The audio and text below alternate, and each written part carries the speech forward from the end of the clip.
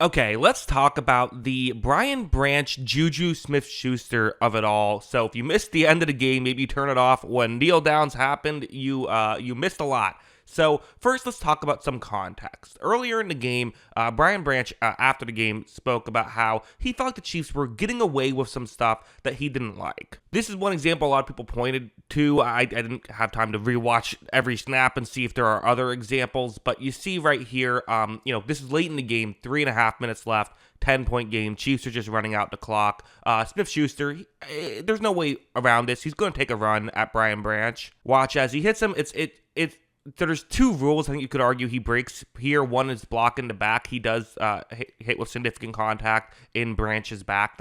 That should be a foul. Also, I think you could even argue blindside block because he does block Branch kind of going slightly towards his own end zone. That one is more subjective, I think. Again, blindside block's a weirdly worded rule. It has nothing to do with if the player you block is looking at you or not. It's just a weird rule, but ultimately it's at least a block in the back. I can understand Branch being frustrated by this. I really can. Kirby Joseph quote tweeted this image of, an AI thing of Patrick Mahomes kissing a ref. So clearly the Lions were not happy with how some of the officiating went, which, hey, that's football. Sometimes you get the calls, sometimes you don't, right? But you don't have to be happy about it. Also, people have brought this up, and I think rightfully so. So this was earlier in the game. You see Mahomes rushes in for a touchdown. Branch was kind of the last line of defense, but I mean, you can't blame him for not being able to get there in time. He's really there to defend the pass. You see Branch does grab Mahomes a little bit. Was that just because he was there or what? I don't know. But you see Mahomes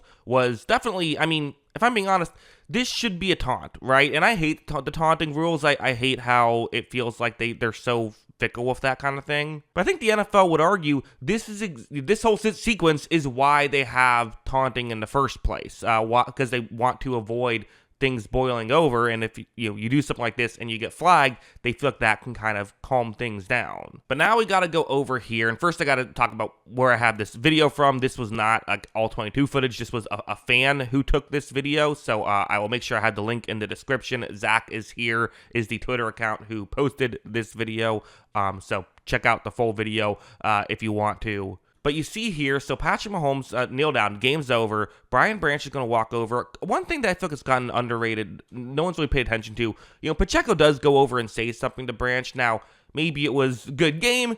Doesn't look like it's good game given the posture and everything. But again, you are allowed to trash talk. That's been a part of football for forever. And to be honest, I don't think that's playing a role here. Brian Branch is on a mission at this point. Mahomes, to me, does look like he's actually going up just to say good game. Branch is going to ignore him. You're going to see him completely go by that. Goes straight up to JuJu Smith-Schuster, who Smith-Schuster was saying something. And as of right here, I think Brian Branch has reason to be frustrated. I understand the annoyance of it's just annoying playing the Chiefs in general because they do play very good football. They take advantage of all your mistakes and all that stuff. He did get kind of cheap shotted by JuJu Smith-Schuster late in the game when the game was already over. And again, I should also mention from the flip side, Brian Branch is kind of known for getting under players' skin. He has a ton of fines of his own these past couple of years. So, it's possible it was not a one-sided affair with what he's saying. It's possible he was doing other little things to annoy the Chiefs. But ultimately, if you want to say something, if you want to, tell him off, whatever, I think you're totally within your right to do so. This is where things get ugly, and this is just what you can't do. He's going to kind of smack Smith-Schuster in the head. Smith-Schuster falls down in a weird way, I will say, where he kind of grabs his head. Sometimes things hurt more than they look on screen, right? I don't know. That was a bit of a weird fall, I thought. Over to this angle, you see where they are. This is where things get from bad to worse. Watch as Smith-Schuster goes over. He is now getting involved. Branch throws Smith-Schuster to the ground. It then became a pile of bodies where you couldn't really tell what exactly was going on from there. I decided to go back and check. Open-handed slap, I don't know if that's going to make a ton of difference. I think it will be something they pay attention to. We remember when Tahir Tart in week 1 open hand slapped Travis Kelce, and they didn't throw him out of the game because that was a slap as opposed to a punch. Although, obviously, the reason why this is going to be such a big deal is because it happened after the game was over, which meant that everyone has gone onto the field. Both teams have gone onto the field. So instead of 22 players onto the field, there's a lot more than that. You also have a lot of reporters, a lot of camera people that aren't professional athletes. And if a 300-pound body gets shoved into them, could get seriously injured. So like, it's just, it's not smart for a lot of reasons by Brian Branch. Again, I'm not saying he had no reason to be frustrated, but like, you know, when you're frustrated, it is still your responsibility to handle that properly, and he did not do that. It's a good thing that it doesn't seem like anyone else got like significantly hurt or anything during this altercation. And another thing that's worth noting is for the Detroit Lions, you know, they have a huge game coming up against Tampa Bay, who these are two teams that are fighting for the 1 seed in the NFC as of right now. The Bucs are 5-1. The Lions are 4-2. The Lions already have secondary issues, which isn't great going up against the guy who's a lot of people think could win MVP this year. And Branches, we'll see if anything happens after recording this video. Maybe this will end up aging like milk, but he's going to get suspended for this. 1,000%, he's going to get suspended for this. This is not the kind of thing that the NFL is going to be okay with. And he should be suspended. It's not correct, right?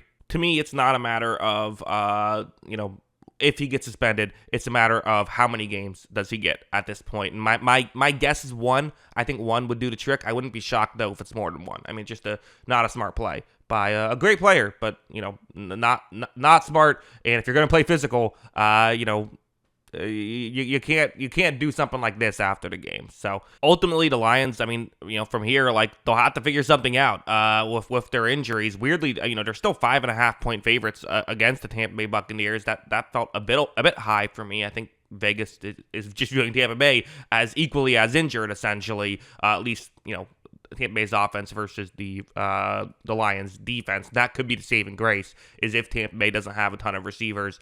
Maybe this suspension that I assume will happen doesn't kill them. But ultimately, again, don't put yourself in this situation. Don't put your team in this situation. I mean, a lot of people say these things are kind of selfish. You're putting yourself, and doing what you want to do over the team, and it's hard to disagree with that. Dan Campbell after the game said this is not what the Lions are. He apologized to the Chiefs coaching staff, and I agree with him. I think this is not what it's fine to play physical, and it's annoying when you get cheap shotted, but you still can't do something like this. So yeah, those are my thoughts. What are yours? Let me know in the comments below. Always love hearing from you. And of course, as always, thanks for watching.